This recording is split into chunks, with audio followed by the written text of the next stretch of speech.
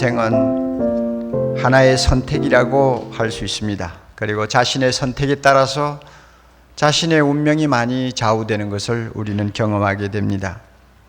예수님은 이 세상에 두 길이 있다고 합니다. 하나는 좁은 길이요, 하나는 넓은 길입니다.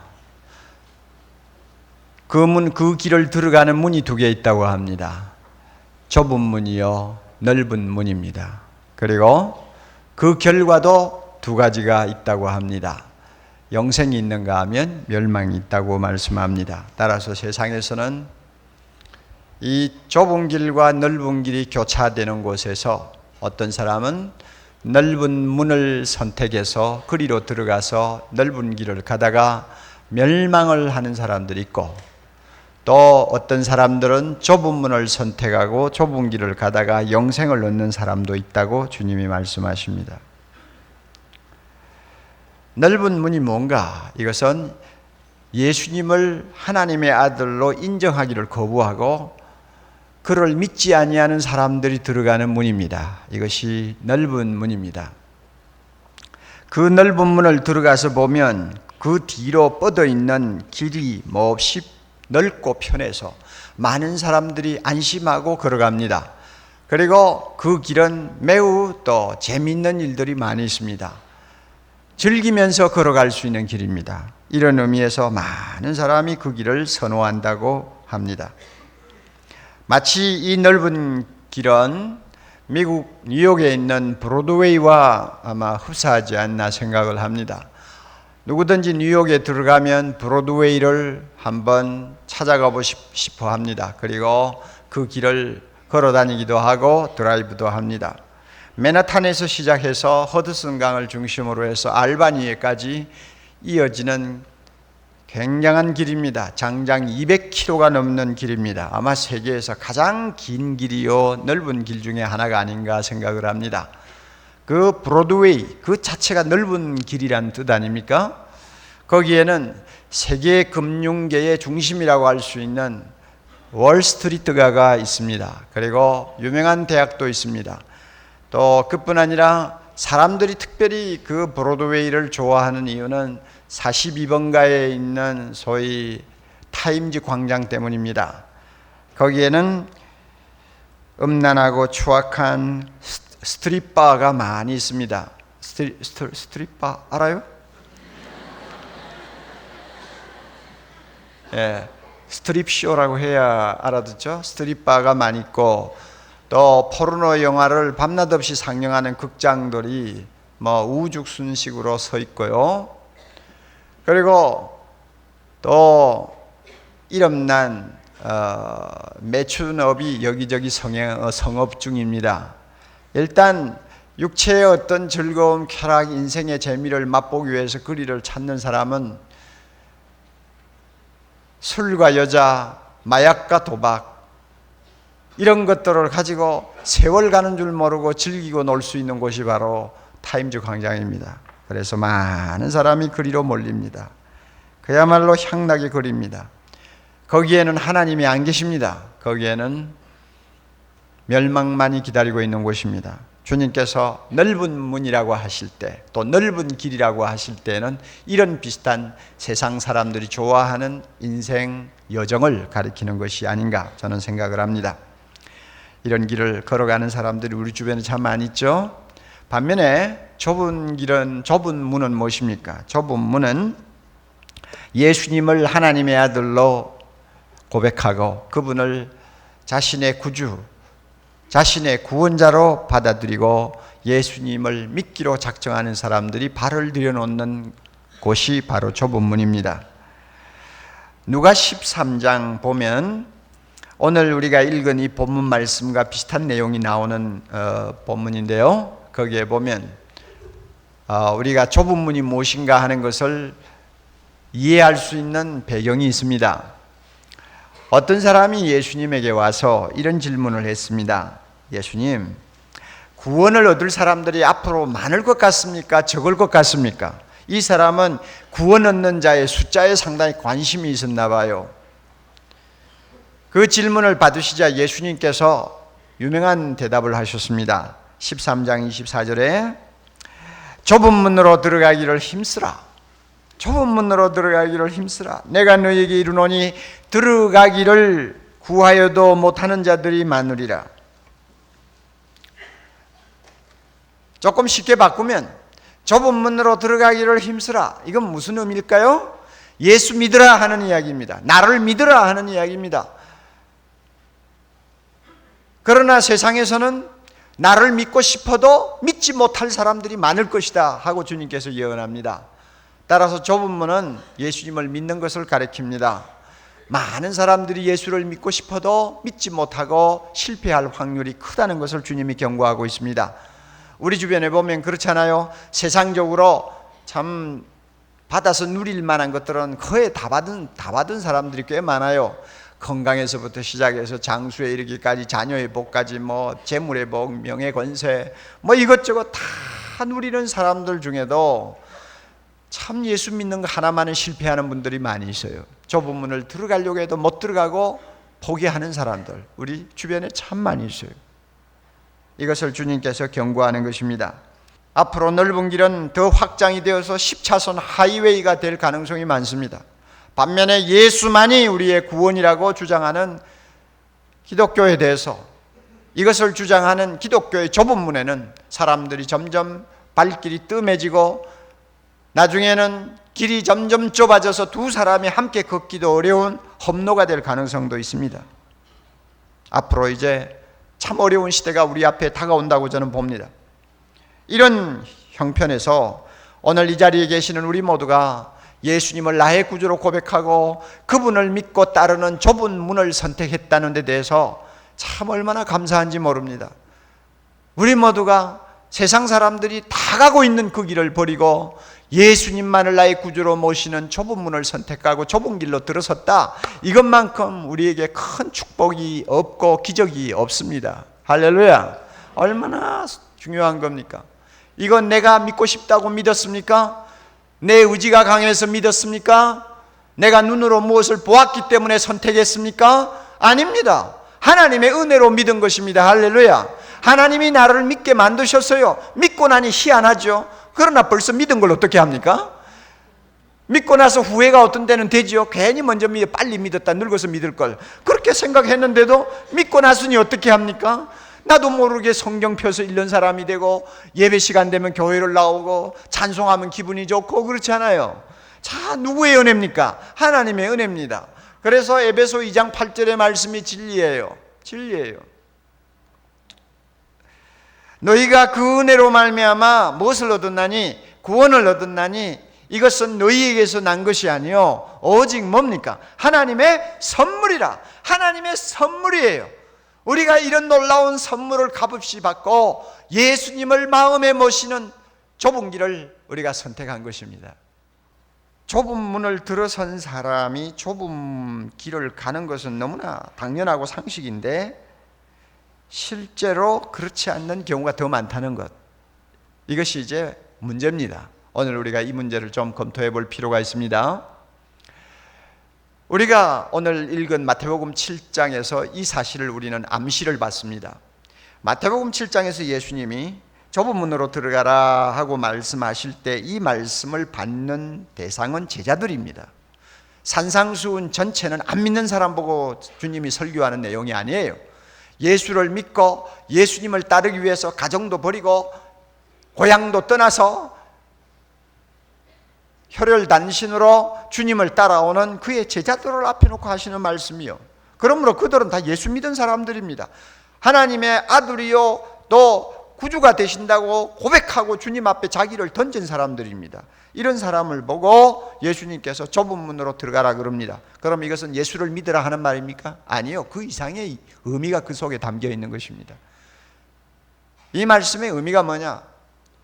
좁은 길로 걸어가라 하는 이야기입니다. 이미 너희는 나를 하나님의 아들로 인정하고 믿었으니까 이제는 험하고 고되고 외로운 이 좁은 길, 신앙생활하는 길을 끝까지 잘 가라는 말씀이에요.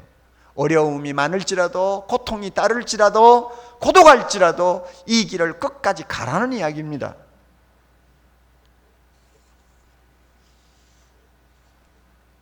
좁은 문 들어서기와 좁은 길 걸어가기는 원칙상 하나여야 합니다. 그러나 교회 안에서 보면 좁은 문으로 들어서긴 했지만 걸어가야 할 길이 너무나 험하고 좁아 보이니까 그 길을 기피하려고 하는 경향이 있습니다. 그런 경향을 가진 사람들이 있어요.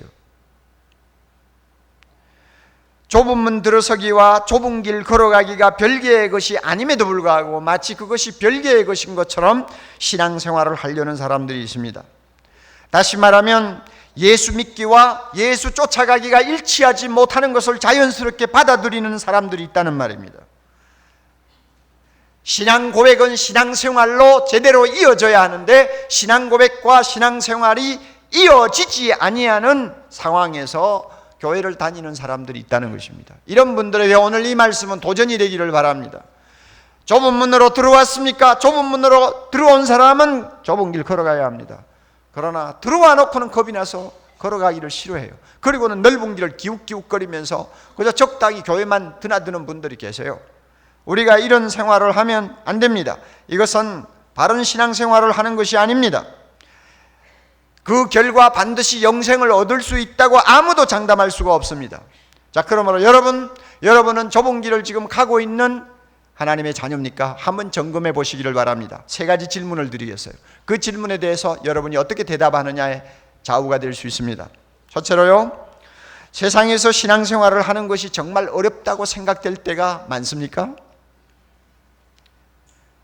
야, 정말 신앙생활 정말 힘들다. 처음에는 예수 믿기만 하면 천국 간다고 해서 너무 쉽다고 생각하고 덥석 믿었는데 믿고 나니까 정말 어렵구나. 여러분이 그렇게 생각하는 분들 계세요? 믿으면 믿을수록 신앙생활 바로 하는 것이 얼마나 피나는 노력을 요하는 것이라 하는 것을 자주 느낍니까? 이것을 느끼면 여러분은 지금 좁은 길을 가는 사람이에요. 이걸 느끼면. 그런데 가끔 보면 예수 믿는 분들 가운데서 그저 예수 믿는 게 너무 좋은 것으로만 생각하는 분들이 계세요. 목사님 너무너무 기뻐요. 너무 행복해요. 예수 믿는 게 이렇게 좋은 줄 몰랐어요. 왜 빨리 좀 못 믿었는지요. 이러면서 아주 어린애처럼 좋아하는 사람들이 있습니다. 이것도 정상이에요. 예수 믿으면 기쁩니다. 예수 믿으면 행복합니다. 이 세상에서 예수 믿는 것만큼 우리의 가슴을 뜨겁게 하고 또 우리를 만족시키는 것이 없습니다. 할렐루야. 믿습니까? 대답 안 하네요. 자, 믿습니까? 아멘. 그래요. 이건 사실이에요. 그러나 이렇게 마냥 좋아하고 기뻐하는 것만이 신앙생활이라고 생각하는 사람은 아직도 어린 신앙을 가진 사람입니다. 우리가 한 7, 8살 먹는 애들을 데리고 등산을 가끔 갈 때가 있잖아요. 애들이 산에 간다면 얼마나 좋아해요. 그래서 데리고 산 밑에 이제 갖다 놓으면 이놈들이 좋아가지고 이리 뛰고 저리 뛰고 막 야단벅석을 칩니다. 그러다가 이 애들을 이제 조그마한 배낭 짊어지어가지고 한 2시간 끌고 올라가면 그때는 어떻게 합니까? 나중네 하고 아부성이죠. 업어달라고 그러고 못 가겠다고 그러고 주저앉아버리고 이러죠. 자, 이게 정상이에요. 높고 가파르고 험한 산을 올라가기 때문에 애들이 이렇게 힘들어하는 게 정상이에요. 기분 좋아하던 것은 아직 등산이 뭔지를 제대로 모를 때 하는 짓이고 진짜 올라가면 얼마나 힘든가 하는 걸 안다 그 말이에요. 신앙생활도 마찬가지예요. 처음 시작하면 기쁘죠. 감사하죠. 참 세상이 달라 보입니다마는 이제 신앙생활을 계속 하게 되고 하나님의 말씀의 의미를 자꾸 깨닫게 되고 하나님이 우리에게 요구하는 것이 무엇인지 또 우리 자신이 변화된 신분이 얼마나 고상하고 거룩한가를 자꾸 깨닫게 되면 그때부터 신앙생활하는 것이 만만치 않다는 것을 느끼게 됩니다. 더욱이 세상이 악해지면 악해질수록 하나님의 자녀로서 사는 것이 얼마나 벅찬가를 깨닫게 됩니다. 이 세상 거짓되고 음란한 사람들이 우리 주변에 많아질수록 우리가 하나님의 자녀답게 신앙생활을 바로 하는 것은 피를 튀기는 싸움이나 다름이 없다는 사실을 우리가 발견하게 됩니다. 마태복음 16장 24절에 보면 이 신앙생활이 좁은 길을 걸어가고 좁은 길을 오르는 것처럼 힘든 이유를 가르쳐 줍니다. 16장 24절 여러분 잘 기억하십시오. 아무든지 나를 따라오려거든 자기를 부인하고 자기 십자가를 지고 나를 쫓을 것이니라. 다시 한번 아무든지 나를 따라오려거든 자기를 부인하고 자기 십자가를 지고 나를 쫓을 것이니라. 아무든지 나를 따라오려거든 이것이 바로 좁은 길을 걸어가는 신앙생활을 의미합니다. 예수님을 따라가는 삶이 신앙생활입니다. 그렇게 하기 위해서는 우선 먼저 중요한 것은 자기를 부인해야 된다고 합니다. 자기를 부인하지 아니하면 주님을 따를 수가 없다고 말합니다. 여러분, 자기를 부인한다는 게 뭡니까? 예수님을 몰랐을 때 내가 가졌던 욕망을 포기하는 거예요.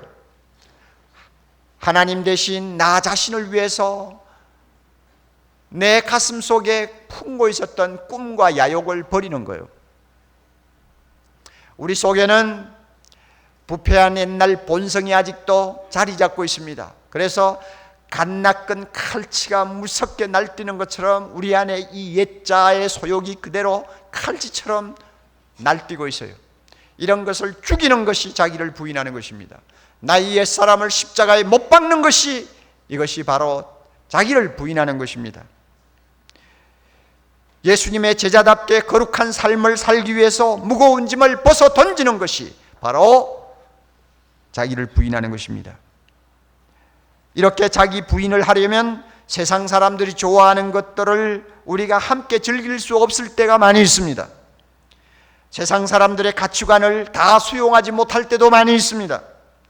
세상에 살고 있지만 세상에 속하지 아니한 자처럼 하나님의 자녀다운 차별성을 드러내기 위해서는 가끔은 혼자 길을 걸어가야 할 때도 많습니다. 고독한 길을 선택해야 될 일들이 자주 일어납니다. 불이익을 감수해야 합니다. 어떤 때는 핍박도 당할 수 있습니다. 이것이 쉬운 일입니까? 절대로 쉬운 일이 아닙니다.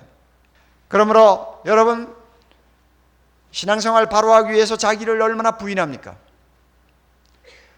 자기를 부인하면서 신앙생활 하려니까 몹시 힘듭니다. 그래서 힘들 때마다 주님의 십자가를 붙들고 기도합니다. 하나님 도와주세요. 은혜 주세요. 은혜 없으면 나는 도무지 견딜 수가 없습니다. 우리가 하나님을 향해 부르짖습니다. 이게 정상이에요.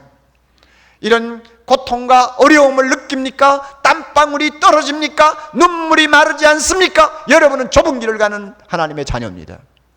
또 하나 질문합니다. 신앙생활을 바로 하기 위해 무언가 희생을 치르는 것이 있습니까? 하는 질문입니다. 희생을 치르는 것이 있다고 하면 여러분은 좁은 길을 가는 사람입니다. 그러나 특별히 희생을 치르는 것이 없다고 생각하면 여러분은 문제가 있다고 보셔야 됩니다. 다시 마태복음 16장 24절의 말씀을 상기하십시오. 아무든지 나를 따라오려거든 자기를 부인하고 그 다음에 뭡니까? 자기 십자가를 지고 나를 쫓을 것이니라. 십자가를 지는 것이 뭡니까? 자기 희생입니다. 값을 치르는 삶입니다. 윌리엄 버클리가 지적한 것처럼 기독교에는 항상 어떤 십자가가 존재합니다. 왜냐하면 기독교는 십자가의 종교이기 때문입니다. 예수님은 솔직하게 이 십자가를 숨기려고 하지 않으셨습니다. 사람들의 인기를 염두에 두고 그들이 좋아하는 메시지를 전하기 위해서 신앙생활을 마치 비단에다 싸서 보기 좋게 포장하지를 않았어요. 있는 그대로 말씀했어요. 마태복음 10장 34절 이하에 보면 너무너무 끔찍한 말씀을 하세요. 너희 집안 식구가 너희 원수가 될 것이다. 아비나 자녀나 처자를, 아내를, 남편을 나보다 더 사랑하는 자는 내게 합당치 아니하고. 얼마나 굉장한 말씀입니까? 무슨 뜻이에요? 좁은 길을 바로 걸어가면서 신앙생활 똑바로 하려면 어떤 때는 인간의 정도 끊고 주님을 따라가야 된다는 말입니다. 그런 희생을 각오하지 아니하면 주님을 따를 수 없다는 이야기입니다. 날마다 내 남편, 내 아내, 내 자식하고 집안 식구가 우상이 된 사람은 신앙생활 정상으로 못한다는 이야기예요. 하나님은 우리에게 요구합니다. 내 마음을 다하고 뜻을 다하고 목숨을 다하여, 다시 말하면 우리의 전인격을 다 동원해서 하나님만 사랑하라고 말씀합니다. 하나님을 그렇게 사랑하기 위해서 값을 치루어야 되는 것이 있다면 주저하지 말고 십자가를 지고 값을 치루라고 말을 합니다. 하나님을 이처럼 제일로 사랑할 때 비로소 아내가 내 눈에 들어옵니다. 남편이 내 눈에 들어와요. 자식이 인격으로 내 눈에 들어옵니다. 하나님을 이처럼 전심으로 사랑하지 못하는 자의 눈에 들어오는 아내, 자식, 부모는 자기에게 유익하니까 사랑하는 상대적인 존재에 지나지 않습니다. 알아요? 여러분, 주님을 따라 좁은 길을 가기 위해 무슨 값이든지 치르고 있습니까? 주일날 예배에 나와서 하나님을 경배하는 것도 제대로 하지 못해서 주일을 지켰다가 빼먹었다가 산에 갔다가 들에 갔다가 교회 왔다가 제 마음대로 하는 사람이 정말로 값을 치르는 신앙생활을 한다고 할 수 있을까요? 그 사람의 수입이나 그 사람의 생활 환경을 보면 헌금이 너무 초라함에도 그런 헌금 내면서 여러분, 하나님을 위하여 내가 무슨 희생을 한다고 생각합니까? 있을 수 없는 이야기입니다. 우리 주변에는 예수를 알지 못해서 조금 지나면 그 넓은 길이 끝나는 자리에 영원한 멸망이 기다리고 있다는 것을 모른 채 그 길을 가고 있는 수많은 영혼들이 있는데 1년 내가도 그들 붙들고 모욕을 당하면서 욕을 먹어가면서 전도 한 번 못하면서 무슨 값을 치른다는 말을 합니까? 우리 주변에는 어두운 그늘에서 인생을 너무나 힘들게 사는 불행한 자들이 많이 있습니다. 그런 사람들을 보면서 내가 가진 것을 함께 나누며 그들에게 사랑의 위로라도 하기 위해 찾아가는 일이 1년에 한 번도 없이, 아니 5년이 지나도 한 번도 없이 살면서 무슨 십자가 지고 주님 따라간다고 말할 수 있어요? 다시 여러분 자신에게 질문하세요. 무슨 대가를 지불합니까? 지불하고 있나요? 지불하고 있으면 여러분은 좁은 길 가는 사람이에요. 아무것도 지불하는 것이 생각이 안 듭니까? 여러분 오늘부터 자세를 바꿔야 합니다. 세 번째로 또 하나 질문을 여러분에게 드리겠습니다. 하나님 나라의 소망이 주는 기쁨이 있는가 하는 질문입니다. 그렇다면 그 기쁨이 있다면 좁은 길을 걸어가는 사람입니다. 하나님 나라 생각만 하면 문득문득 기쁨이 내 가슴 속에 차오르는 거예요. 저 천국, 주님의 나라에서 누릴 영광 생각하면 내 마음에 갑자기 은혜의 강수가 흐르는 것과 같은 기쁨과 감격을 느끼는 것입니다. 여러분, 이거 있으면 좁은 길 걸어가는 사람입니다. 우리가 좀 오르기 힘든 산을 등산할 때가 있지 않습니까? 한 2시간, 3시간 힘들게 등산하고 아직도 정상이 안 보입니다. 막 지치지요. 이럴 때 위에서 먼저 간 사람이 이제 등산을 마치고 정상에서 내려오는 사람들이 있으면 우리가 제일 먼저 묻는 말이 뭐예요? 얼마나 더 가면 되지요? 그럽니다. 얼마나 더 가면 되죠? 그러면 어떤 사람은 한 30분 남은 거리인데도 불구하고 한 5분만 가면 돼요. 힘내세요. 5분만 가면 돼요. 하고는 내려갑니다. 그러면 그 말이 진짜인 줄 알고 믿고는 기분이 좋아가지고 막 그냥 배낭을 짊어지고 한 5분만 가면 된대 하고는 막 기분이 좋아서 올라가지 않습니까? 자, 보세요. 땀 흘리고 그 다음에 아주 힘이 지날 때까지 높은 산을 기어오르는 사람에게 있어서 정상이 다가온다 하는 것만큼 기쁜 게 없어요. 정상에 대한 어떤 꿈을 가지고 그것을 생각하면서 기뻐하는 사람이면 그 사람은 틀림없이 험하고 높은 길을 올라가는 사람입니다. 사랑하는 형제자매 여러분, 여러분이 자기를 철저히 부인하면서 힘들지만 신앙생활 바로 하기를 원합니까? 분명 여러분은 좁은 길에 서 있는 사람이요, 주님이 우리 모두에게 영생을 선물로 주실 것입니다. 여러분, 비록 무겁지만은 십자가를 지고 주님 따라가기를 기뻐합니까? 그렇다면 여러분은 영광스러운 주님의 제자입니다. 주님이 여러분에게 영생을 주실 것입니다. 그날이 오기까지 절대로 포기하지 말고 이 좁은 길을 우리 모두 함께 걸어갈 수 있기를 바랍니다.